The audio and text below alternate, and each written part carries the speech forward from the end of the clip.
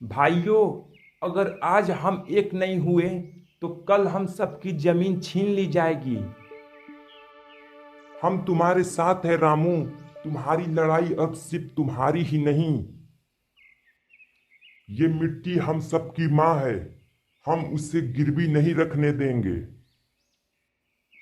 ये फसल हमारी आखिरी उम्मीद है। इसे बचाना हमारा धर्म है। रामू, मेहनत की ताकत किसी भी सूदखोर से बड़ी होती है।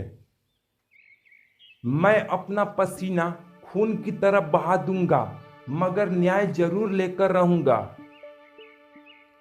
रामू, तुम डरो मत। हम सब मिलकर उसे जवाब देंगे। ईंट का जवाब पत्थर से देंगे। आज जो हम लोग खेत में बो रहे हैं बीज, कल वही बोएंगे हम लोग इंसाफ।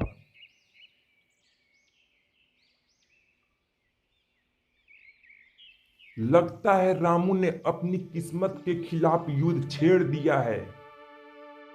मालिक, उसकी फसल बहुत अच्छी हुई है। लोग उसकी प्रशंसा कर रहे हैं। जितनी ऊंचाई उसे मिली है, उतनी ही जोर से गिराऊंगा मैं उसे। मगर मालिक, उसने तो अपना कर्ज चुका दिया है। मैं कर्ज नहीं देखता, मैं सिर्फ उसका बढ़ता आत्मविश्वास देख रहा हूं। गांव वाले उसका साथ दे रहे हैं। तभी तो मैं चालाकी से हमला करूंगा, कानून नहीं, डर के जरिए। सुनो, कल खेत पर जा और कह दे वह जमीन अब मेरी है। सुबह होते ही चंद्रकला अपने नौकर के साथ रामू के खेत पर जाता है।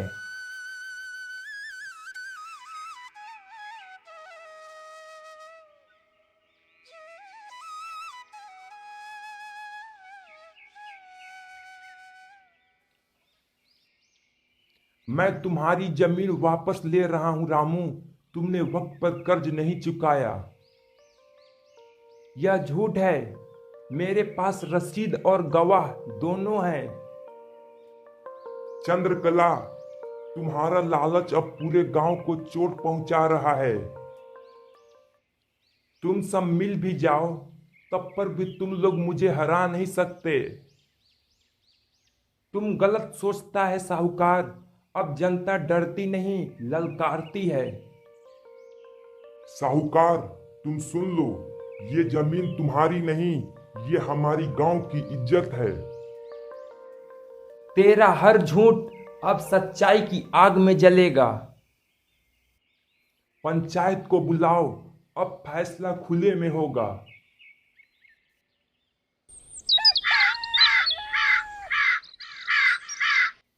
अगली सुबह होते ही गांव के चौपाल पर पंचायत की बैठक होती है, जहां गांव के मुखिया और चंद्रकला उपस्थित होते हैं। चंद्रकला, आज तुम्हारी सच्चाई का फैसला होगा गांव के सामने।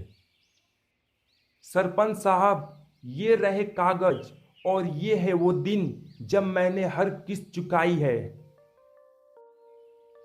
हम सब गवाह हैं। रामू ने अपना वादा निभाया है।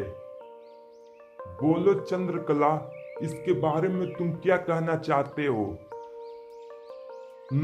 मुझे याद नहीं, शायद कुछ भूल हो गई है। भूल नहीं, ये तुम्हारी चाल थी जो अब पकड़ में आ गई है। गांव की पंचायत फैसला सुनाती है कि जमीन राजू की है और साहूकार को दंड दिया जाएगा। गांव वालों, आज इंसाफ की जीत हुई और डर की हार। हाँ रामू, तुम सही बोल रहे हो। सत्य की हमेशा जीत होती है और असत्य की हार। पंचायत की फैसला सुनने के बाद चंद्रकला शर्मिंदा हो जाता है और राजू से माफी मांगता है। राजू, तुम मुझे माफ कर दो। आज से ऐसा कभी नहीं होगा। मैं तुम्हें एक ही शर्त पे माफ कर सकता हूं कि तुम अपना लालच को कम कर दो। ठीक है राजू, आज के बाद मैं ऐसा ही करूंगा।